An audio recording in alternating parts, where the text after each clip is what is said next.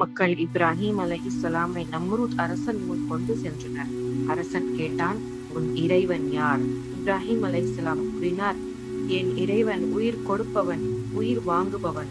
அரசன் 2 கைதிகளை கொண்டு வர செய்தான். ஒருவனை விடுதலை செய்தான், மற்றொருவனை கொன்றான். பின் கூறினான், பாரு, நானும் உயிர் கொடுக்கிறேன்.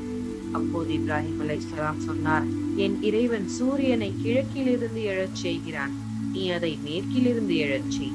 அப்போது அந்த நிராகரிப்பவன் அதிர்ச்சி அடைந்தான். மக்கள் கூறினார்கள், இவரை எரியூட்டுங்கள், உங்கள் தெய்வங்களுக்கு உதவுங்கள். ஒரு மிக பெரிய நெருப்பு தயாரிக்கப்பட்டது.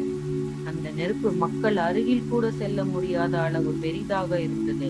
இப்ராஹிம் அலைஹிஸ்ஸலாம் அந்த நெருப்பின் நிறுத்தப்பட்டார். அவர் பயப்படவில்லை, அவர் ஓடவில்லை. ஏனெனில் அவர் அறிந்திருந்தார், நெருப்பு கூட அல்லாஹ்வின் கட்டுப்பாட்டில் தான். அவரை நெருப்புக்குள் வீசினார்கள்.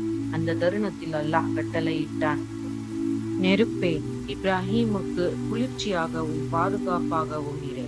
அந்த நெருப்பு அவரை எரிக்கவில்லை, அது அவருக்கு தீங்கு செய்யவில்லை. அவர்கள் அவருக்கு தீங்கு செய்ய நினைத்தார்கள், ஆனால் நாங்கள் அவர்களை தோல்வியடைய செய்தோம். அரசன் தோற்றான். அவன் சூரியனை மாற்ற முடியவில்லை, அவன் அல்லாஹ்வை வெல்ல முடியவில்லை.